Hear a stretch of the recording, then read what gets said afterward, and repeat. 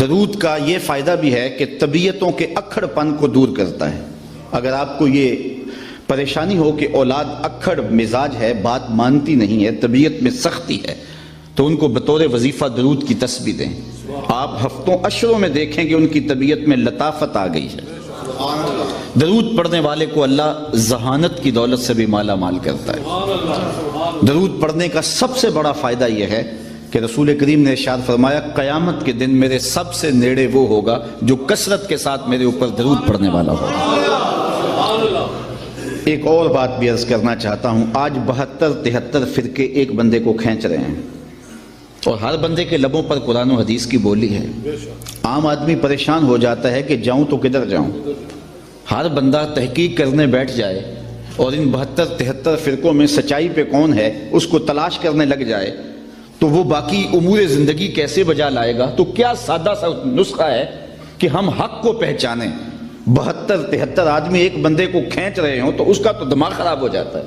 کبھی آپ نے دیکھا ہو لاری اڈے پہ جو کنڈکٹر حال کرتے ہیں پاکستان میں سواری کا، ایک سامان اچک کے لے گیا، دوسرے نے بچے کو پکڑا اور اپنی جانب کھینچ رہا ہے، تیسرا بڑھیا کو بازو سے پکڑ کے اپنی بس میں لے جا رہا ہے، تو بعض عورتیں غصے میں آ جاتی ہیں، بھائیا سا کتے بھی نہیں جانا، حالانکہ کہیں تو جانا ہوتا ہے نا، لیکن وہ اس قدر کو ادھر کھینچ رہا ہے، کوئی بچہ ادھر لے گئے ہیں، سامان ادھر جا رہا ہے، تو 70-72 لوگ ایک بندے کو کھینچ رہے ہیں، وہ جائے تو کدھر جائے؟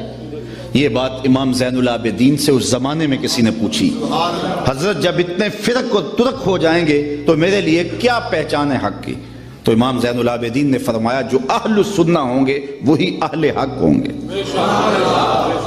تو سائل بڑا سیانہ تھا، دور اندیش بھی تھا، اس نے کہا اگر بہت سارے لوگ اسی ٹائٹل کے ساتھ موجود ہوں تو اس میں پھر اصلی سنی کی پہچان کیا ہوگی؟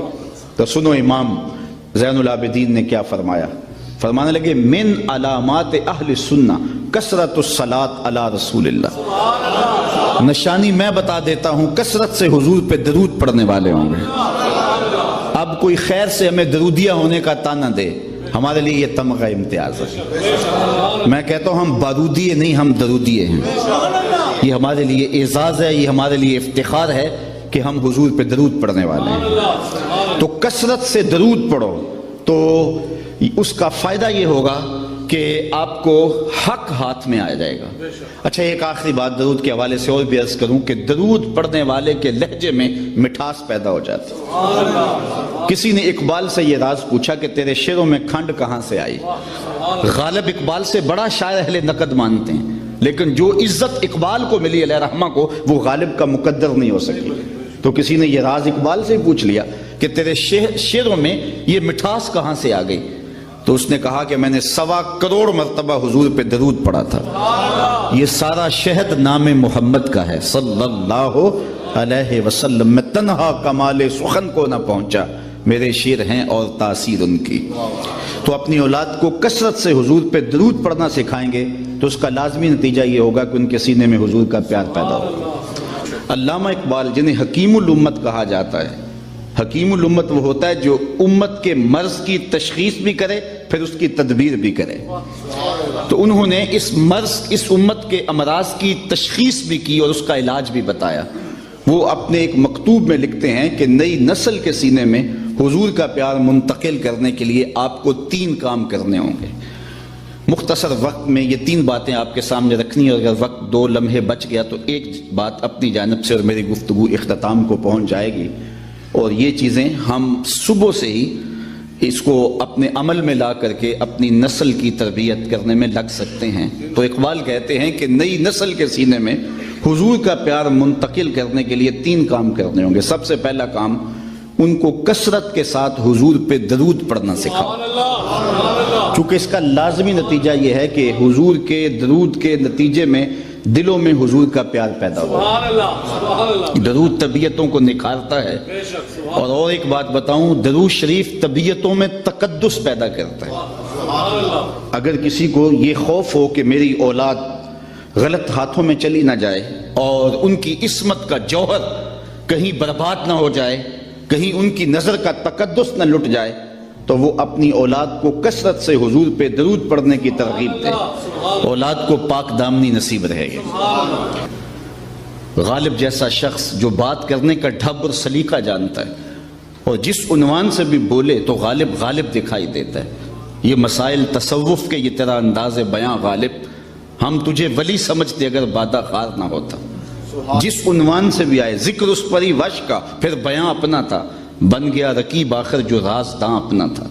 تو بات کرنے کا فن جانتا ہے۔ جب اسے کہا کہ حضور کی مدح میں لب کھول تو قلم پھینک دیتا ہے اور کہتا ہے غالب ثنائے خواجہ بیزداں گزاشتیم، کہاں ذات پاک مرتبہ دان محمد است۔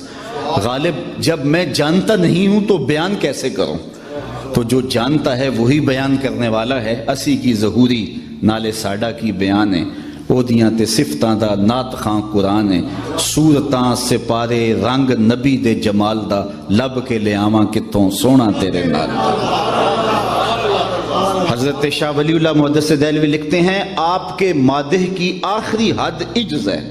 اگر کوئی حضور کی مدح کرنے بیٹھے تو اس کی آخری حد کیا ہوگی؟ عجز۔ وہ تھک کے کہے گا لا یمکن الثناء کما کان حقہ بعد از خدا بزرگ توئی قصہ مختصر۔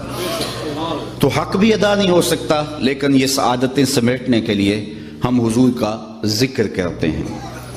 تیسری بات، حضور علیہ السلام کا میلاد کر کے، حضور کا ذکر کر کے ہم ایک تیسرا مقصد حاصل کرتے ہیں، اور وہ کیا کہ یہ ورثہ جو ہمیں حب رسول کا اپنے ماں باپ سے ملا تھا، ہم اس ذریعے سے اپنی نئی نسل کے اندر منتقل کرتے ہیں۔